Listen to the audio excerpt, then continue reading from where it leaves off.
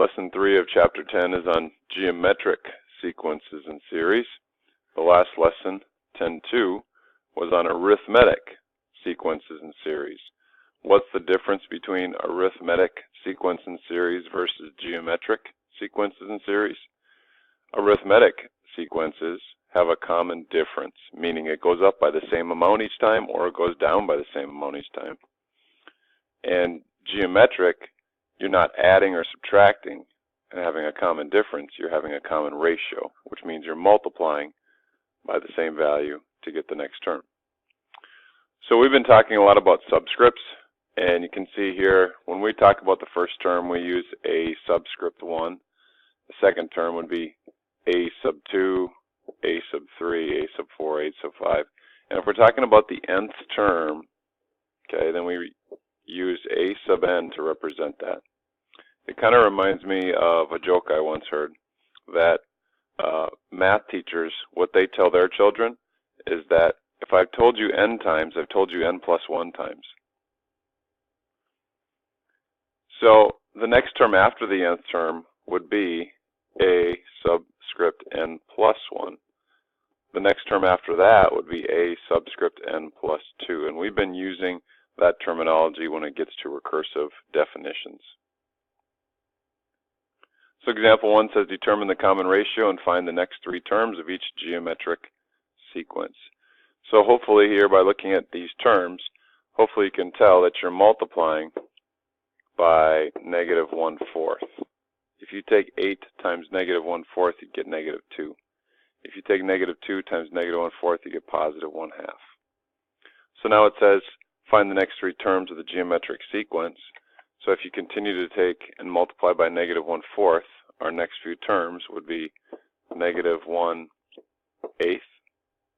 And the next one would be positive 1/32.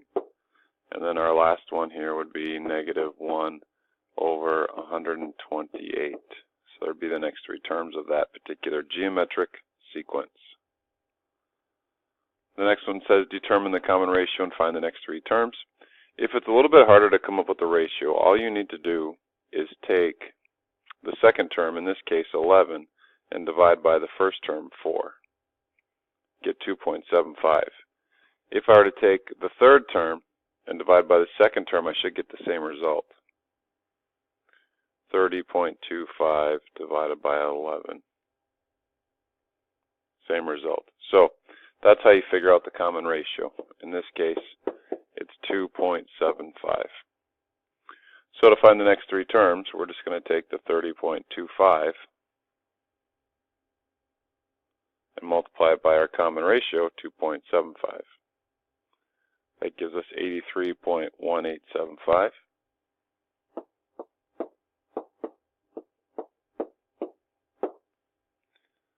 Multiply that by 2.75, and we get 228.7656.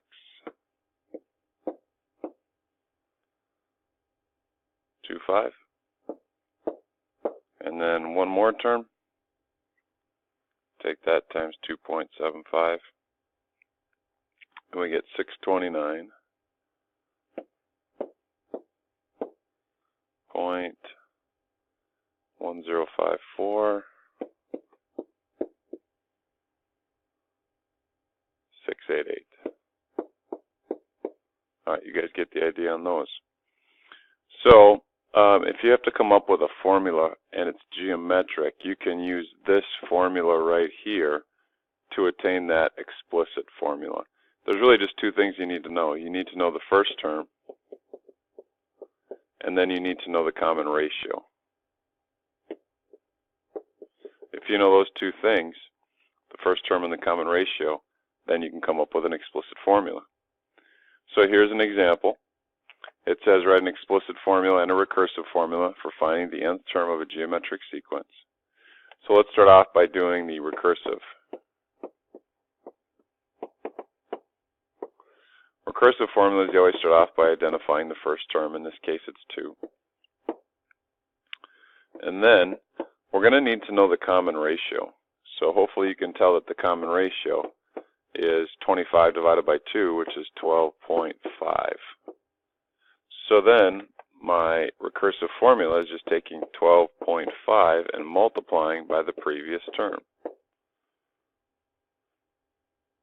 And now for explicit, again, you just need to know two things, the first term and the common ratio. We can see that the first term is 2, and we can see that the common ratio is 12.5. So we raise that to the n minus 1. So that's using the formula right here, okay? But what I need you guys also to understand is that you can write this slightly different. And I like to use a shortcut method for this sometimes. So this answer would be equivalent. If we found the term before the 2, what we'd have to do is we'd have to take 2 and we'd have to divide by 12.5. So if I do that, if I take 2 and divide by the 12.5, it gives me 0.16. If I write that as a fraction, that's 4/25. So I'm going to write 4/25 times 12.5 to the n. Either one of those answers would be acceptable. Next example. Again, it says write an explicit formula and a recursive formula for finding the nth term. First thing I like to do is come up with the common ratio. We can do that by taking the second term divided by the first. So 11/4 is our common ratio. So now let's come up with our recursive formula. We start off by identifying the first term as 4. And so then we just have to take 11/4 and multiply by the previous term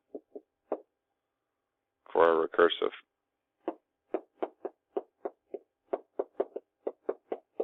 For our explicit formula, again, we need to know two things. The first term is 4. Common ratio is 11/4 raised to the n minus 1. So that's an acceptable answer. Another acceptable answer, you could find the term that would come before the 4, and we do that by, since our common ratio is 11/4, we'll multiply by the reciprocal, 4/11, and that would give us 16/11 times 11/4 to the n. So either one of those equations is acceptable. Example 3 says find the 27th term of the geometric sequence. Now finding the 27th term would be really easy if we had an explicit formula. So I think we should try to come up with the explicit formula, then put 27 into that formula, and then get our value. So the first thing we're going to do is we're going to figure out our common ratio. We're going to do that by taking the second term divided by the first. So 151.2 divided by the 189 gives us 0.8, 4/5. So our common ratio is 0.8, or if you want to write that as a fraction, it's 4/5. So our explicit formula then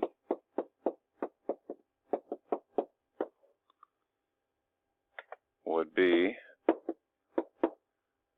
first term 189 times the common ratio, 4/5 to the n minus 1. So now to find our 27th term, we'll put 27 in for n.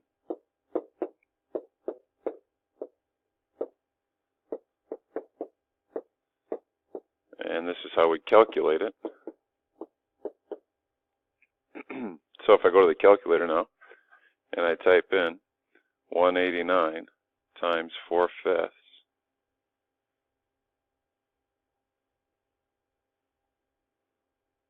and then we're going to raise that to the 26th power. 27 minus 1 is 26. That gives us a value. Let's see if we can change that into a fraction. No. So about 0.57.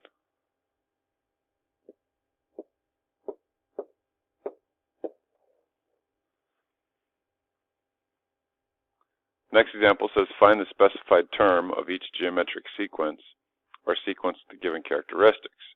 And you can see here they're asking us for the 9th term, and they're telling us the first 3 terms. Well, again, I think that finding the 9th term would be a lot easier if we had the explicit formula. So first thing we want to do is come up with our common ratio. And the best way to do that is by taking the second term divided by the first term. This simplifies into 7 over 2, which is the same thing as 3.5. So there's your common ratio. Now let's come up with that explicit formula.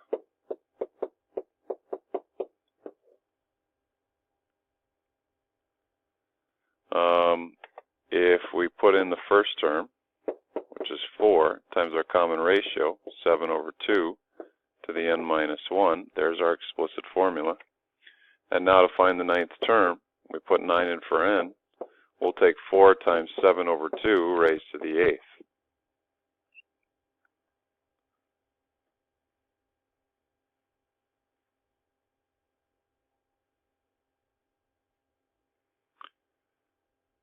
And that gives us about 90,000.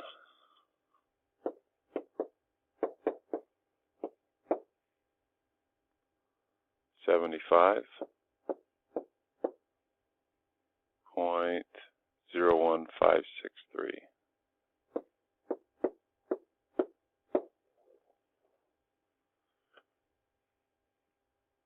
Next example wants us to find the 12th term.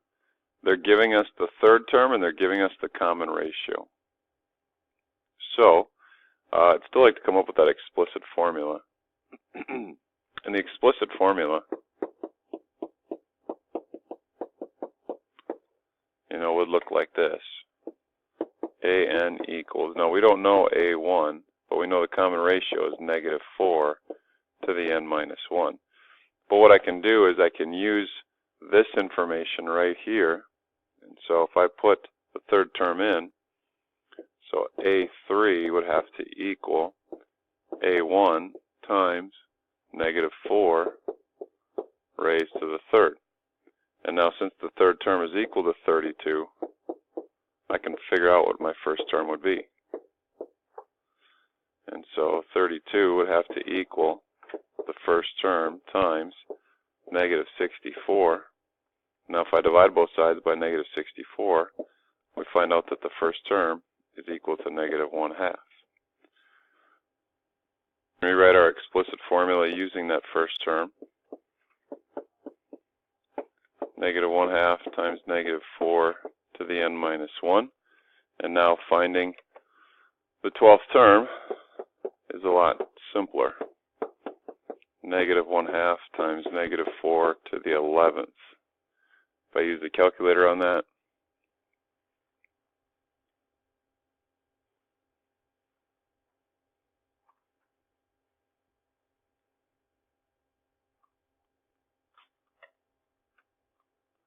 raised to the 11th gives us 2 million.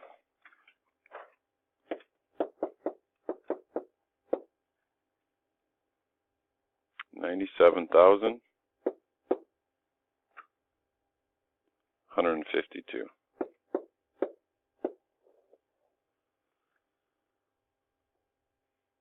So that's a summary of geometric sequences, which are sequences that have a common ratio, not a common difference.